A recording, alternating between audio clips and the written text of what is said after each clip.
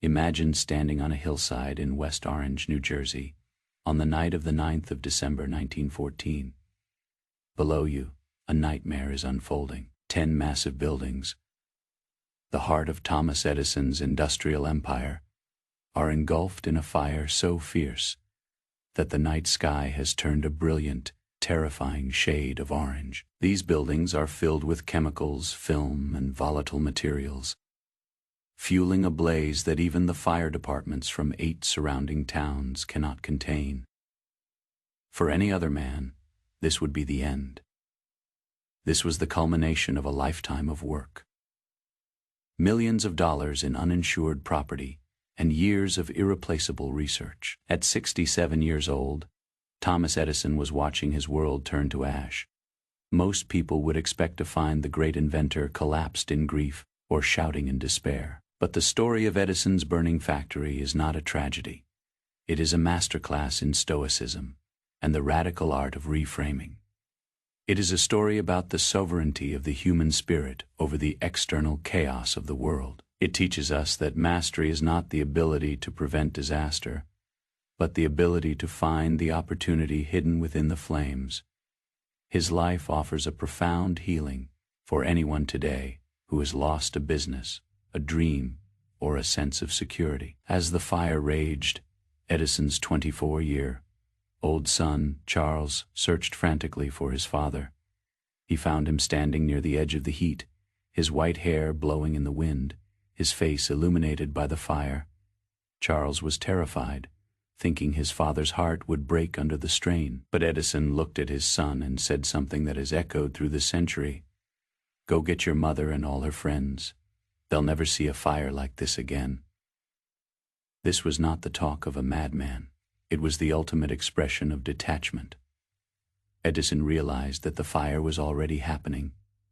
No amount of anxiety or regret could undo the flames. By choosing to see the beauty and the scale of the event, he reclaimed his control over the moment. The next morning, as the embers were still glowing, Edison walked through the ruins of his life's work. He didn't look at the charred machinery with resentment. Instead, he practiced a form of observation that was almost scientific in its calmness. He remarked to his staff, "There is great value in disaster. All our mistakes are burned up. Thank God we can start anew. This is the essence of amor fati, the love of one's fate." Edison understood that the fire had done something he hadn't the heart to do himself. It had cleared away the old rubbish to make room for the new. He saw the destruction not as a wall, but as a sanctuary for fresh ideas. His resilience was not just a philosophy, it was a call to industry. While the ruins were still hot, Edison told his employees they were going back to work. He borrowed money, mobilized his teams, and within 3 weeks, part of the plant was running again.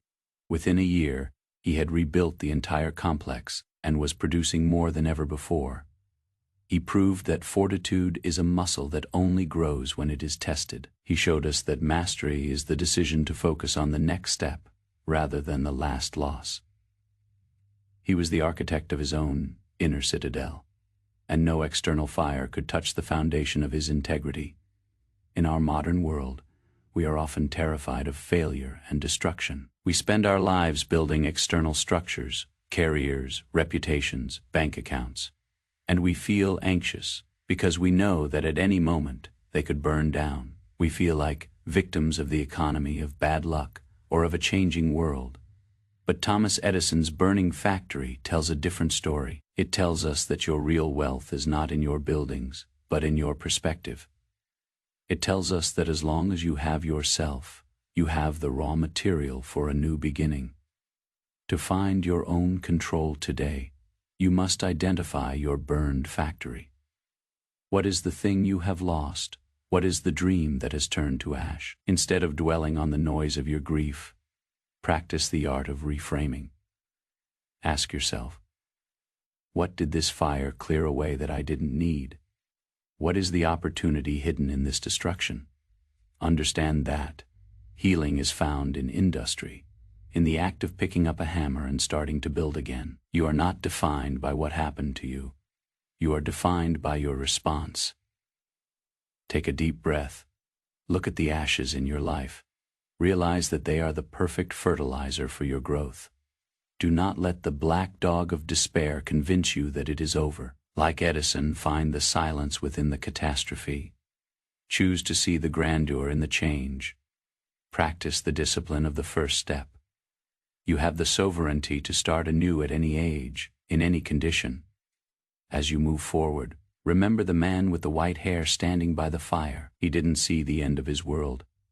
He saw a spectacular light show and a fresh start. Trust in the process.